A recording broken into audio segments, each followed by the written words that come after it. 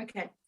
Hello, everyone. Here we are again, and I'd like to introduce you to Mr. Jeremy Ford, artist extraordinaire, and Mrs. Denise Allen, also artist extraordinaire. And you know me, I'm Sharon Hurst. I'm the news artist extraordinaire too. We're here, and we're the travelling brush dippers, and we would like to have a chat with Jeremy. And in this particular session, we are going to talk about, Jeremy, your family life and what you've done with your career and where you went work-wise. I mean, where did you start? When you left college, what happened? What was your first job? How did you get into it? Did you like it? Tell us all about it. Okay, so I I qualified with my diploma in illustration with honours, or distinction as it was then, in 1978, and our diploma show at our college in Harrow, during the show, while it was on for a few days, the college always every year invited agents, editors, publishers, advertising people, you name it, people in the business, to the diploma show. And so you get people in the profession that we had been studying coming along to the show and looking at all the different kinds of work that were on view by all the students. And a lot of us got work on the strength, got commissioned to do work on the strength of our diploma show exhibition. And so I met a number of commissioning editors from publishing houses and agents. 2 agents took me on initially, and I got other freelance work. So I left college and then had work to do immediately. Which was quite brilliant. Scary in a way, you know, because although the work that we did at college, it was the kind of work that an illustrator would be commissioned to do, because most of our tutors were themselves freelance illustrators, and so they would set us work that was, you know, that kind of mirrored the stuff that they did. Okay. So we were entirely familiar with the process, if you like. And but it was still a bit scary to know that this is your first real job, you know, and you don't want to mess this up. Following the brief, I guess. Yeah, and at art college we were all in illustration. We were in the last year, the 3rd year, we were encouraged to follow a particular field of illustration, you know, whether it might be natural history or architectural or cartoony, you know, whatever style of illustration or subject. And there was nothing really that interested me more than anything else. I liked just doing general illustration in lots of different styles. And I felt that unless you were absolutely brilliant in one field, it would narrow your kind of market in a way. So I never really specialized in anything. And so consequently, I got all kinds of different things to do, which was quite exciting because no 2 jobs were the same. Most of the work that I did was book covers, paperback covers for adult books and children's books. Is there any particular book or cover that stood out for you that you remember fondly? Well, one of my favourites was by Rosemary Sutcliffe, who is a popular children's author. She wrote The Eagle of the Ninth. I don't know if you know that story. And if you've never read The Eagle of the Ninth, you must. It's one of the best children's books ever. Okay. I did a book that she wrote called The Light Beyond the Forest, which is the search for the Holy Grail. I love that. And I did another book of hers as well. Magnus Pike, do you remember him?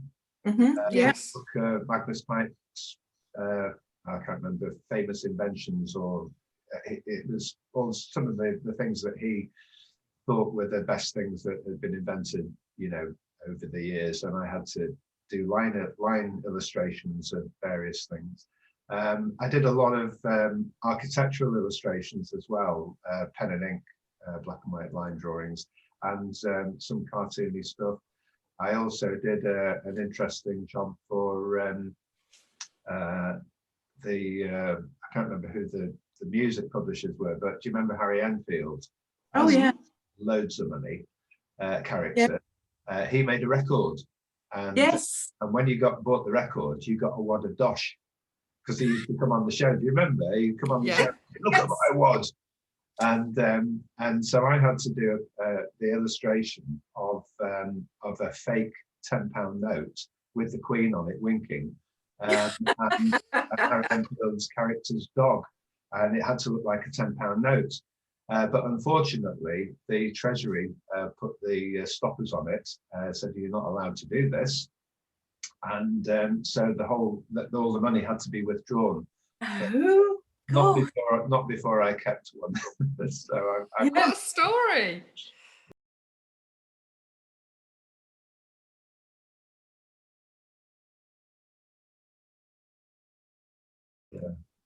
and so all kinds of lovely, interesting things to do. I would say the worst thing was that you would get very, very tight deadlines, and I hated those. And so it might be something over a weekend. So you'd be sitting up all hours doing something, and you think, if only I had a bit more time, I probably would have made a better job. But you had to do it in a hurry, whatever it was. And what used to really, really annoy me was that maybe a couple of weeks later, after you'd sent it in, you get a phone call saying, "Oh, the client wonders if you could just change this or change that." So the deadline hadn't quite been as tight as you've been led to believe. So that must have impacted on family life as well. How at what stage is all of this going on with your family life? That was when I was young, free, carefree, and single. I was living in London at that time. After I left college, I stayed in London for a couple of years, 2 to 3 years. And then once I got established with agents, who used to then get me pretty well all my work, then I moved back up to the northwest, which is a lot cheaper than London.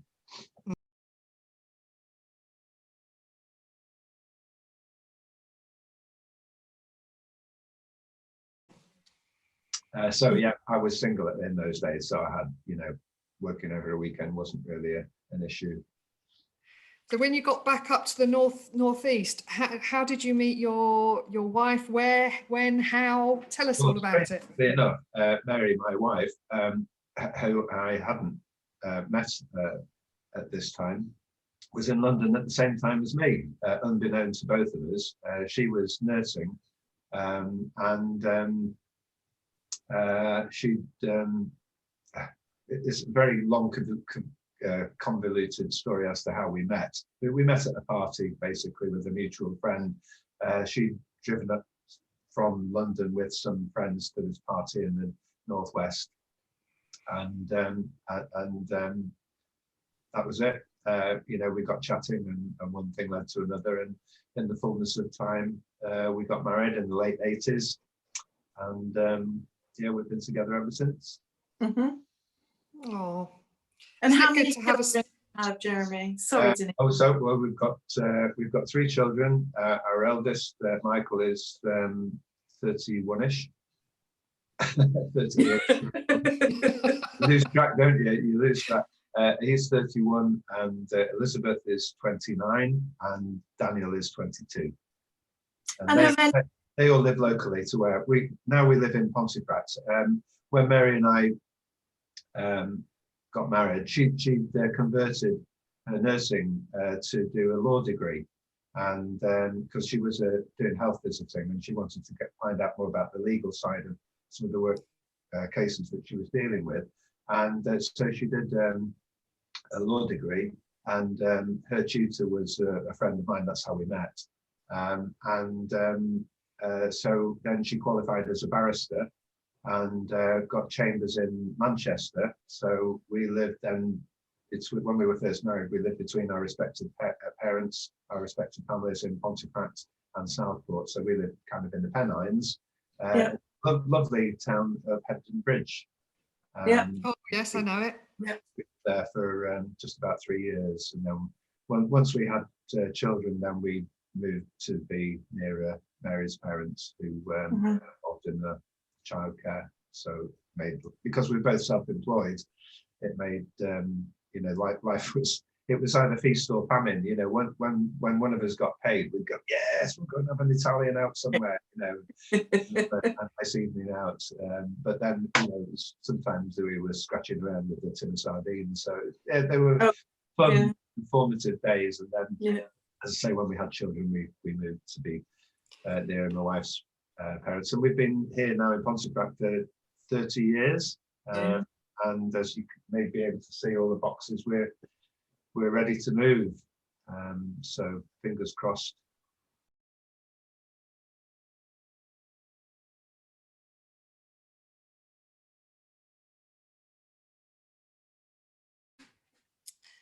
Isn't it lovely having supportive family? And obviously you're both being self-employed. You've both had to be very supportive and accommodating to one another.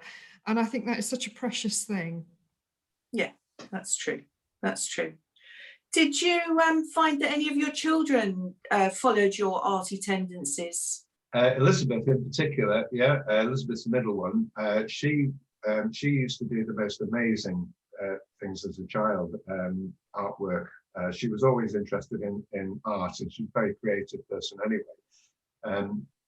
Not that Michael and Dan aren't, but they're not really, I would say, artistically minded. But Elizabeth always had a vision for things. And one case in particular, I remember when we were on holiday, just outside, we were staying near Southampton, and I think it's just somewhere between Southampton and Winchester, just outside Winchester. There's your neck of the woods, Sharon. St. Catherine's Hill, and on top of it, there's like a kind of a contemplative maze walk thing. And we picnicked up there one day, and while we were picnicking, I got the little sketchbook with me, and I was doing some sketchy painting in the book, and Elizabeth asked if she could paint as well, and unfortunately I didn't have anything else with me. I only had the one book and a tiny little set of paints and one brush. So she toddled off, and then about half an hour later she came running back up and said, Daddy, come and see what I've done.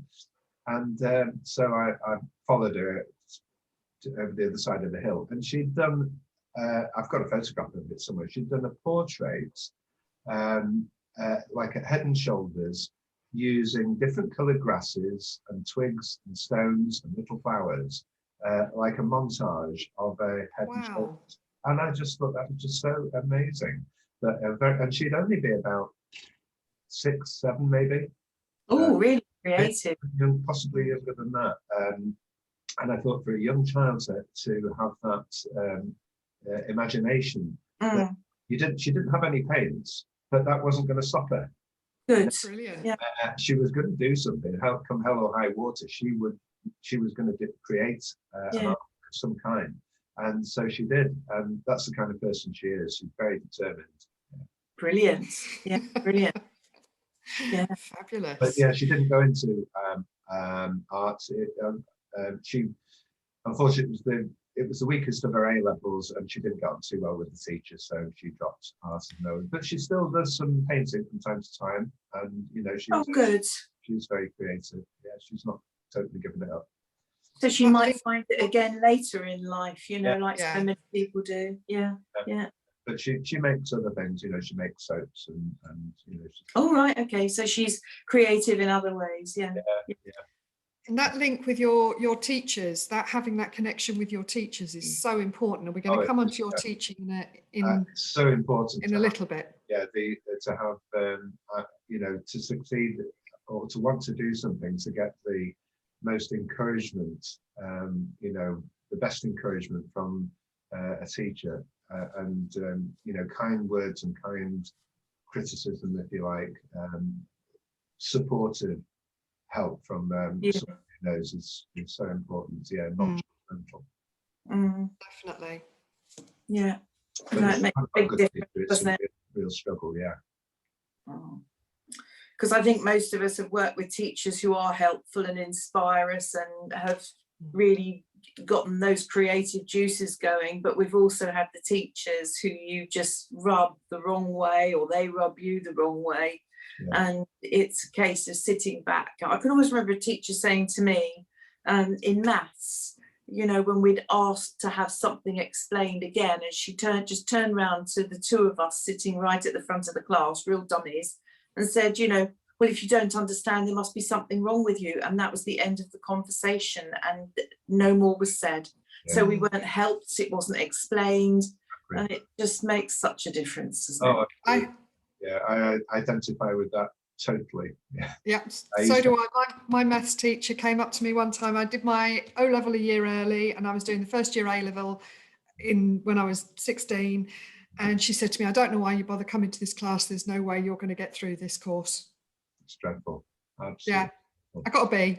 One of the best things I did in the early 1990s, I got into teaching in a roundabout way.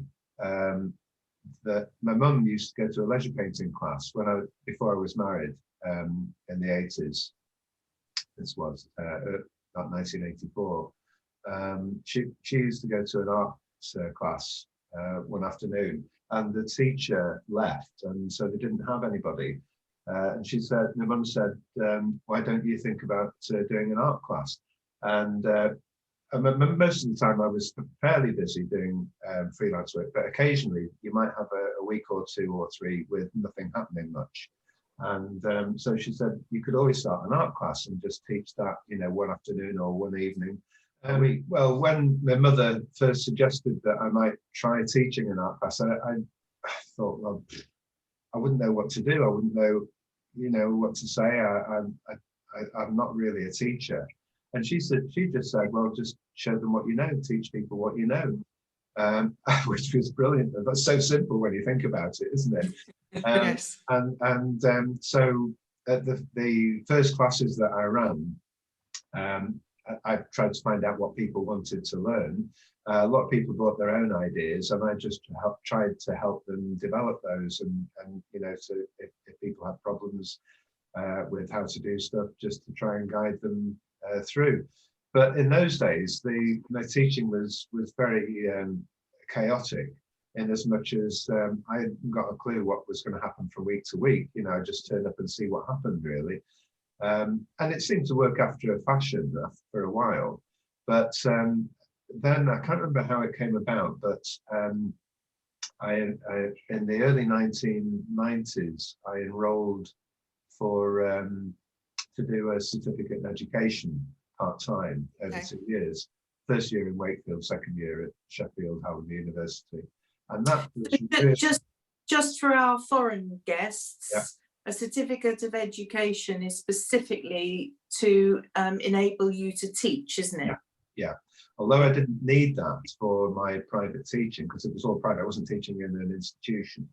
I didn't necessarily need that, but I just thought that I really could do with finding out some of, you know, how to teach and how to improve, really, and just to deliver a better experience if possible. So, and that taught me a huge amount about teaching.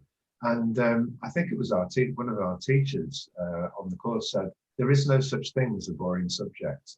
And that's absolutely right. It's what we were saying earlier about, you know, good teachers and bad teachers. A bad teacher won't be able to get their subject across, but a good teacher can make anything interesting. Mm-hmm. It's how it's delivered, isn't it? How it's brought across. Very true. Yeah. Yeah. So by that time, I'd got quite a lot of classes going, and my illustration work had diminished a lot. All the agents that I had disappointed me in as much as they kept their money longer than they needed to, and all of them ripped me off. So in the fullness of time, I ditched my relationship with the agents, and although I'm back on terms with one of them now, but I'm not doing any work for it. But the first class I had that expanded into 2 classes in the 1980s, and that expanded into 3, into 4, and eventually I had 5 classes going, each with 20 people in. Gosh, that's good. Although the Thursday night class was always a little bit less than that, around about 15, 16. But the day classes had 20 people in. So I was teaching best part of 100 people every week. And so I needed that kind of planning and organisation to deliver classes that were popular. And there was something about the Southport area. There were lots and lots of art groups in a very small area, and virtually almost everybody in my classes belonged to one of these art groups. And so they would tell other people, and I always was fortunate that I always had a waiting list, which was great, and I used to do a lot of demonstrations and things to art clubs, and that helps you to get your name known and what have you. And then when I moved from Southport across the Pennines to what my wife calls the right side of the Pennines, it's Yorkshire, I carried on with those classes in Southport. My parents still lived over there, so I used to tootle over very early on a Thursday morning, teach 3 classes, morning, afternoon and evening, and stay over at the parents and teach Friday morning and Friday afternoon, and then come back Friday afternoon. And I did that until 2013. Wow. Almost every week, apart from summer breaks and what have you. So at that point, were you teaching watercolors, pastels? Because we know and love you for watercolors and pastels. But what were you teaching at that point? It was about 95% watercolor. Mm-hmm. Although people could do whatever they wanted in the classes. I had a program of things that we could do, like a term plan, but people could follow that if they wanted to. Everybody wanted to learn watercolor. It seems to be the most popular of all the mediums, I think. And everybody really just wanted me to show them how to go about doing stuff. Because most people, I think, well, not everybody were beginners, but they were mostly, I suppose you'd say, mixed ability. But they were pitched kind of like, not too complicated, but challenging enough. And I tried to get views on what people would like to learn, and then adopt a term plan that would hopefully meet most people's what they wanted to do. And but people could do their own thing, and some people would rather do oils or acrylics, or they just want to do their own thing, and that's fine. As long as they paid, that didn't matter. Yeah. And so and then I also had a class over here in Acworth, where I live now. So I got 6 classes running up until 2013, and then I knocked all those on the head over there. Just did workshops from time to time, and up until the Great Pestilence, I only had the local class here. But of course, that's all. So during this time you were doing all these classes, Jerry, were you painting yourself for pleasure? Did you have time or an inclination to do your own thing? Some of my own, yes. Nothing like as much of my own as I would like, because most of my work was geared towards teaching. And but that was just my own decision. I really enjoy teaching. I love working with people and meeting people, and so I didn't have perhaps as much time to do my own stuff as I would have liked, but hopefully I might get a bit more time now. Yes, Were you definitely. at that time? Were you still demonstrating and travelling out to societies and doing workshops? In the 1990s, I used to go to there was an art event 4 times a year at Ilkley, and I used. Anybody could enter it, you pay your exhibition fee. And it was over a week. So like the first weekend, Saturday, Sunday, and then the whole week, and then the second Saturday and Sunday. And so you could enter up to 6 paintings. And I sold quite a few paintings there. And they were always looking for people to demonstrate on the stage at Ilkley on the Saturday and the Sunday of both weekends. Mm-hmm. So I've done a bit of demonstrating to art clubs and stuff, so kind of got used to it to a certain extent. And I've always said of the stage at Ilkley. If you can demonstrate on the stage at Ilkley with all the floodlights on you and a big crowd of people sitting there watching you, you can demonstrate anywhere. The first time I did it was really kind of nerve-wracking, but you know, you get through it and you get, you know, fairly favourable comments. Yeah. So that helped me to kind of develop as a demonstrator, if you like. And they also used to have at Ilkley an art materials show there. I think they might still have it up until recently in August, but they had a bit like a, you know, like the big art events where the different manufacturers and companies go to sell their products and to get a wider audience. And some Cuthbert's Paper Mill were looking for a demonstrator, and the organizer of the Ilkley show put them in touch with me. And so that kind of developed a friendship and a relationship with some Cuthbert, who make Sons Waterford paper and Bockingford. And then I got to know some other people as well, and I started demonstrating for them at other shows. And then through that, I met the SAA, Jean and Richard at the SAA in the mid to late 1990s. Yeah. And then I joined the SAA, and that kind of led to, you know, a deeper, lasting relationship with the SAA, which used to be called the Society for All Artists. Now it's just known as the SAA, that we all know and love.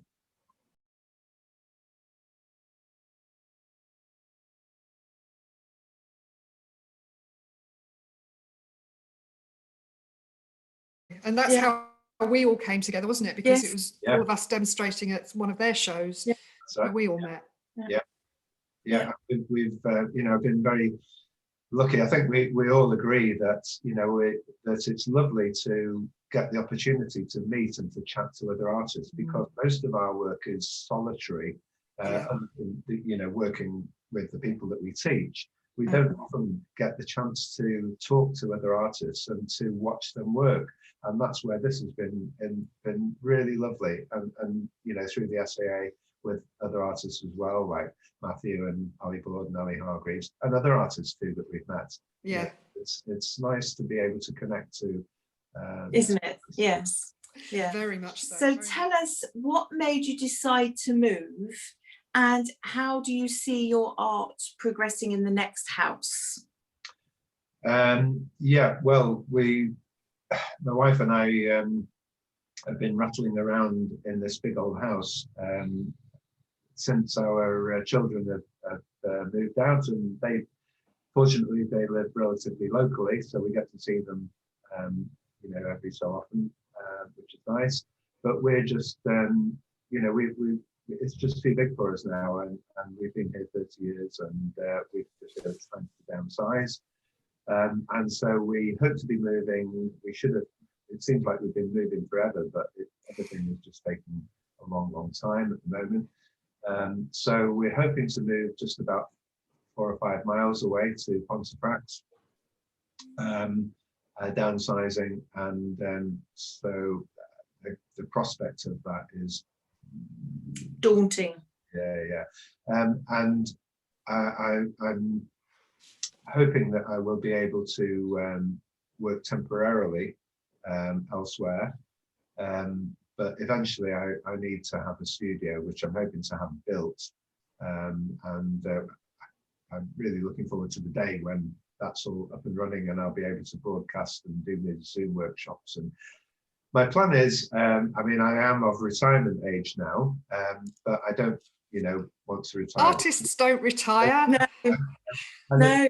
We're just so fortunate, aren't we, that we do something that we really love. And so it's no different with me. I won't be doing as much, that is my plan.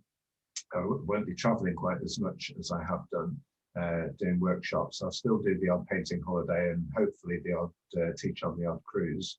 But I'm hopefully planning on doing work. I've got a lot of ideas for pictures, as we all have, which I just need the time to do them, and I think that's coming soon. So really, you've got to sort of get your new home sorted out.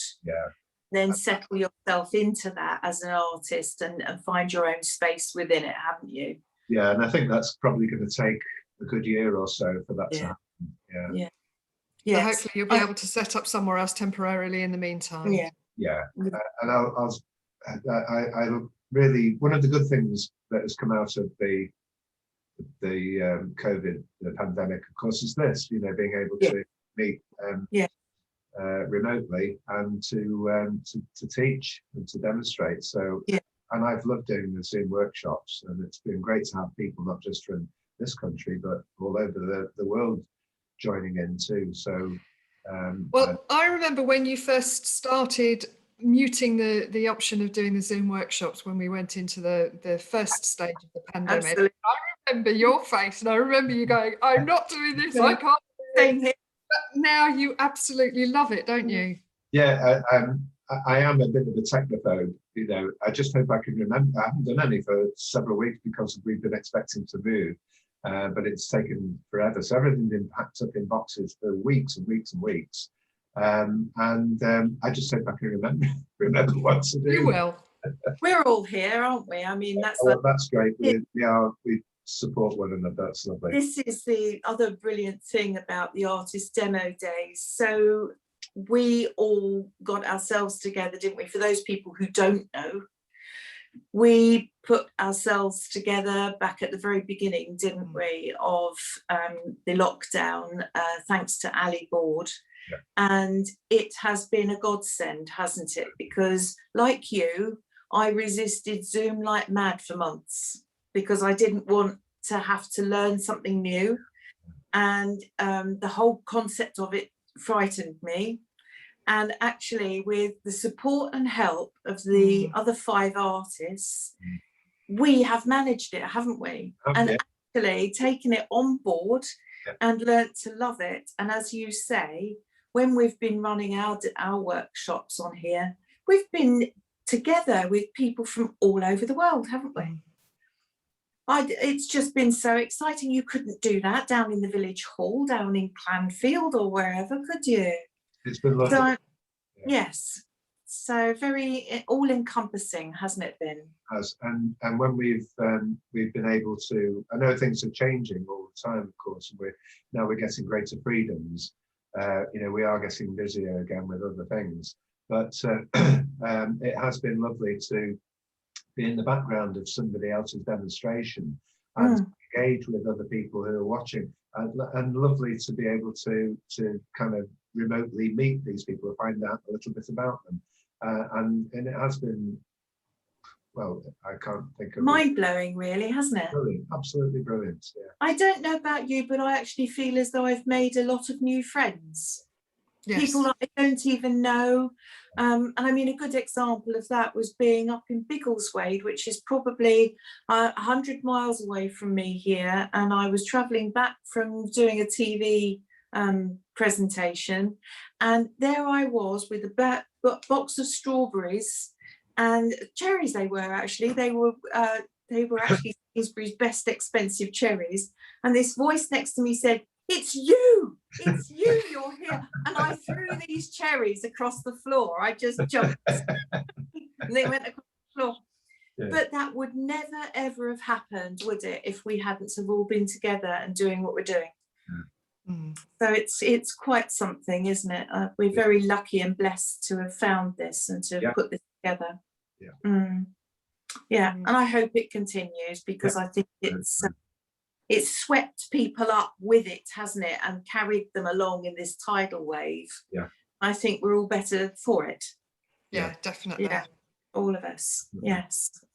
So you're quite happy that you've taken on Zoom, and the addicts and the artist demo days have been a great bonus.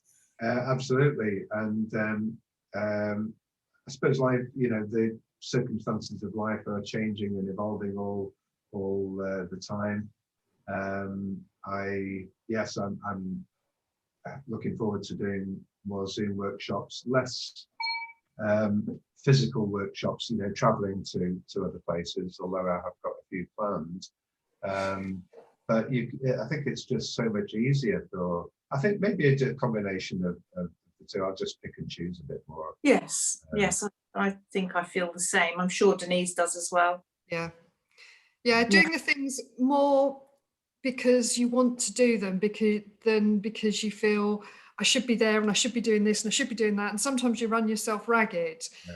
When actually, if you were a little bit more selective about the things that you do and how that you present them, you get more out of them, and so do the students. And I think what people can often forget is the preparation that goes into doing workshops and painting holidays and things. You know, everything that you've got to get ready prior to teaching. You know, like loading up the car, for example. You know, and making sure you've got absolutely everything. And the cat's not in it. Yes. I would say most times with workshops, I would say that however long the workshop is, the preparation and the planning is at least double that time again. Won't be wrong. I mean, when you do your painting holidays, Jeremy, where do you do them? Do you do them in this country or abroad, or both? I work with Alpha Painting Holidays, and they do painting holidays in the UK and abroad. I've got 2 painting holidays with them. One is next month in June in the Lake District. Oh, lovely. And one is in Jersey in September. If nice. Assuming there's no battleships offshore. And the other. So that's with Alpha Painting Holidays, and I also do painting holidays for the Field Study Centre at Fatford Mill.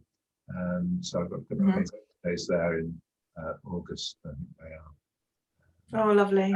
I've been fortunate to been able to teach on P&O cruise ships every so often, but I think it'll be a while before they get going again. Yes. Yeah. Yes. When it comes to designing a studio, do you have things that you need to include? Have you designed it? How is that going to work? Well, we are limited by the space, of course, that we've got, and so I will be talking to an architect about what he thinks would be the best way of approaching that with the space that we've got. Obviously, plenty of light, you know, is important. And as long as I can get all my stuff in, as we all know, however much space you've got is never enough, you know, so it's just trying to utilize the space that there is to the best advantage. Is it going to be part of the house, Jeremy, or will you be building something in the garden? You know, what's the plan?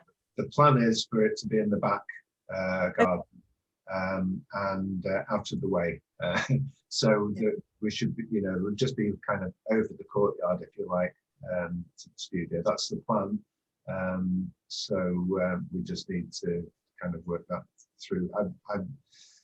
I have a few ideas as to what I would like, whether they're practical or not, you know, remains to be seen. Whatever you decide, add more cupboards. You need more storage. Yes. Oh, absolutely. I mean, I've been very ruthless with clearing out the studio here, and I've been very spoiled because the studio here is just down down the front garden a bit above our garage, and it overlooks the fields, and the views are just fantastic. You know, particularly when the sun goes down. I won't have that where we're going, so you know, I'm certainly going to miss that.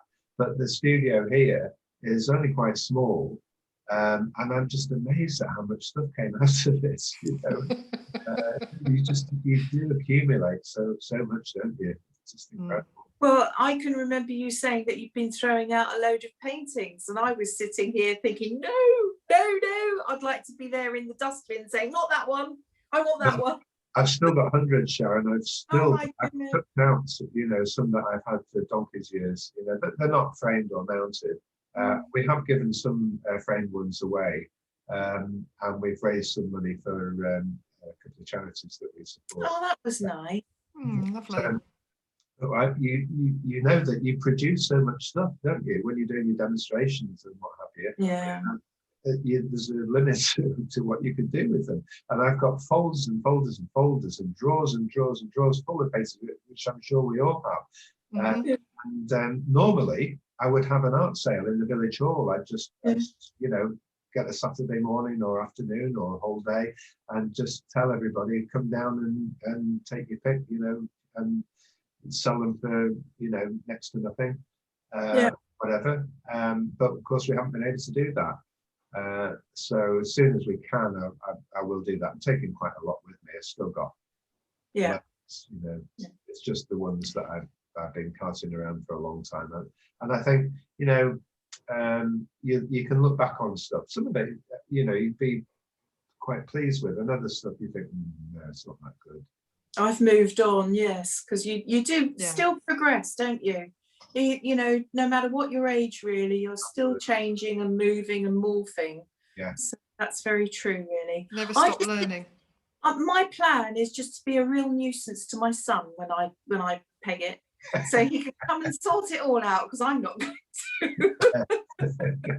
That's the way to do it. Just leave it to somebody else. Yeah. My husband has a plan for my funeral. If anybody turns up to my funeral, he said, anybody that turns up to the funeral can come back and take a painting, because I don't want to deal with it. Oh. That's a lovely legacy, actually, isn't it?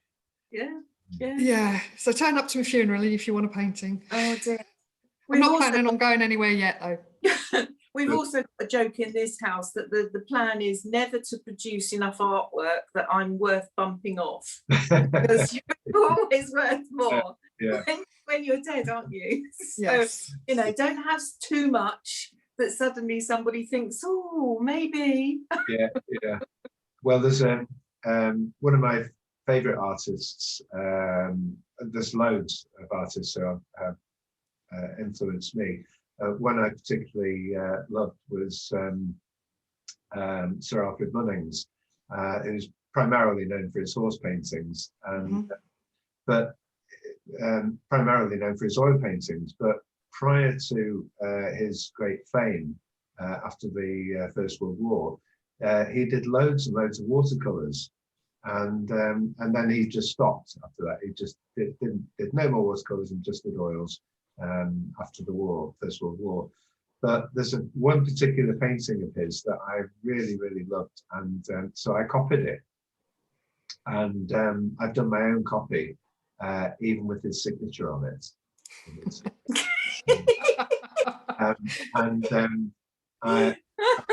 You know, I'm writing this down for the news of the world, don't you? Well. It's only illegal if you try and pass it off.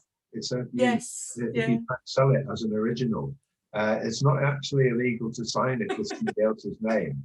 If it's for your own use, That will be on the annual road show in years to come. This painting is on my wall, or was on the wall in the hall. Yeah. But I wanted to know how Munning. I've only seen reproductions of it, and I wanted to see how the original was framed. And the original's in Norwich City Art Gallery. So when we had a holiday down there 18 years ago, I went to see it. And when I went to see it, it wasn't there. It was in the vaults. And I asked one of the curators if I could see it, and said, no, you have to make an appointment to see it. And I was going home following that day, so I couldn't see it. And then about 10 years passed.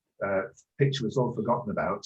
Until we went to a wedding in Norwich, and then I thought, right, I should make an appointment to see the painting, and then I'll find out how it looks in the frame and mount and everything, and I'm going to get mine as exact copy as I can. Not that I'm going to do anything with it; it's just going to be in the hall, you know. Yeah.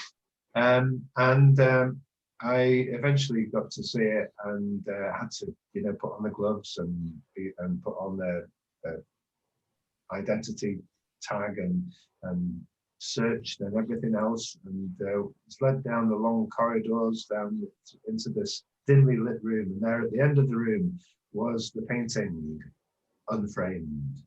Oh. And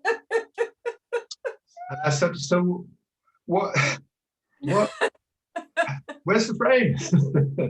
And they said it doesn't have a frame. It only has a frame, a temporary frame, and a temporary acid-free mount when it goes to exhibition anywhere. When it goes up, they're all kept in light, you know, away from the light, in drawers, and the only time they see the light of day is when they go to exhibitions. So I Oh could my frame God. anything 20 odd years ago. Anyway, I had it framed in a kind of oldish looking standard frame and mounted in a very simple way. And it's signed off with money. So I'm just thinking maybe, 30, 40, 50 plus years down the line, some distant relative of mine will be taking that into Antiques Roadshow and get a big shock. Thinking they've got something really, really special. But then again, if you painted it, it will be really, really special. Well, thank you. But mine is a poor, it's the poor reproduction. And one of the things that amazed me when I saw the original is how bright the colours are. They're lovely, lovely colours. Oh, even still now, are they? Even still now, yeah. And that's probably because it's hardly seen the light of day all that time. I find that quite sad, don't you? There are all these wonderful things that. Oh, absolutely. And just very briefly, I had to write an article some years ago for a paint magazine, and I went to Leeds City Art Gallery to look at another influential artist whose work I love, called John Atkinson Grimshaw, a fantastic Victorian oil painter. And I went to the City Art Gallery there, and they showed me some of the paintings in the vaults, and I've never seen these paintings before. They're completely unknown to me, and I thought I'd seen pretty well all these paintings. And it's such a shame that throughout the length and breadth of the land and abroad, there's so many paintings that are kept in vaults because they just haven't got room for them. They don't see them, no. Just out of interest, I know that you can go to the art gallery's websites and you can see all the pictures online. So I'm assuming that is only the pictures that are up and being exhibited. I wonder if there's a catalogue of else is there. Yeah, I can't remember exactly what it's called. I think it's called something like the National Art Collection. Yeah. And every painting that is owned by a gallery in the UK is in this National Arts Collection archives. No, right. It's a website online. And the only reason I know this is that I did a painting once for a Ware museum that they wanted for one of their exhibitions. And so I had to fill in all the forms to give permission for it to be in the National Art Archives, National Art Collection Archives. So there is a website that's got every painting on it, but how you go through that and where you start and how you search for something, I hope, I suppose by name and stuff. Just thinking, if you've got a favourite artist, you could at least start with a name, couldn't you, and go and see what there is in the catalogue under their name. But it's all online under the government that's umbrella. interesting. Perhaps if we could find a link and put it up on this here, that would be interesting. Oh, brilliant. Okay, didn't know that. So from this point, Jeremy, when you've moved, how do you see your teaching continuing? I mean, do you want to carry on with painting holidays? Are you going to relax off a little bit and paint more at home? What's the future hold for you? I do enjoy painting holidays. Going to somewhere different or even somewhere that's fairly familiar. Every time, I'm sure we've all painted popular views that we like and things that we like. It's always different, isn't it? Different times of the year, the following year, different weather conditions, different lights. So it's a never-ending source of fascination for me to paint, the natural world. And I enjoy that so much that I think I'll still do, maybe a couple of 2, possibly 3 painting holidays a year if I can, and hopefully the odd cruise if they get back running again. And Mary often comes with me on those. Lovely. Not so much the painting holidays, but she might now, depending, on whether she fancies it or not, where it is, and also what else she's got going on. So I also understand that you have a new little grandchild in your family. And how do you see yourself encouraging the creative side there?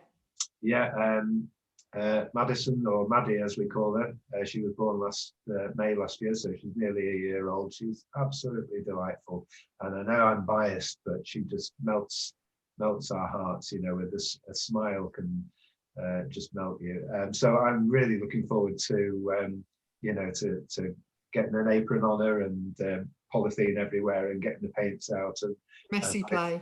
I'm sure she'll absolutely love it. I'm sure Well, you'll she will. have to introduce her to some of those art galleries as well, Jeremy, when she's a little bit older. And you know, I'd love to kind of follow in my grandfather's footsteps. You know, he encouraged me, and I'll try and do the same for her too. That'd be nice. Sounds to me like the future is very well secured in the Ford family. Yeah. Yes. Thank you. Yeah. Yes. Well, I mean, we hope, and everybody out there as well, I'm sure, hopes that it all goes very well, that you get the move and that it's as stress-free as it possibly can be, because we all know what that's like. We hope Yes. that it gets damaged, because we also know that that's a bit of an issue when you move. And get that studio built, and we'd all really, really love to see it when Sure. it's done, wouldn't we? Yeah, But, definitely. you know, for now, Jeremy, before you go, I've just got this for you. I wondered if you'd like this. You love biscuits, don't you? Oh well, I'm always partial to a biscuit, Sharon. Yes. Famous for it. What's your favourite? Oh, it's a difficult one, because there are so many lovely biscuits, but you know, probably at the end of the day, the good old straightforward, honest, plain digestive biscuit goes with anything. Anything. You know, nice cup of tea or a nice cup of coffee, maybe a little bit of cheese, a few grapes. It's a perfect biscuit, and I think that takes some beating. But I wouldn't say no to any biscuit, you know. Well, I've got this for you, and I wondered if I could just pass it over to you. Oh, Sharon, that's very kind of you. Thank you. That's very kind. You enjoy that you. with our love. Oh, that's great. I look forward to that with my coffee. Thank you. Excellent. For now, Jeremy, thank you so much from both of us, from Yes, Denise thank you. and from myself. We'd like to thank you very much for dipping into our conversation this week and for joining us. And for everybody out there, we've loved meeting the fabulous Mr. Ford. Thank you, Jeremy. Thank you very much, Sharon. Thank you very much, Denise. Yeah, happy painting. And you. Thank you. Shared this time. And Thank you.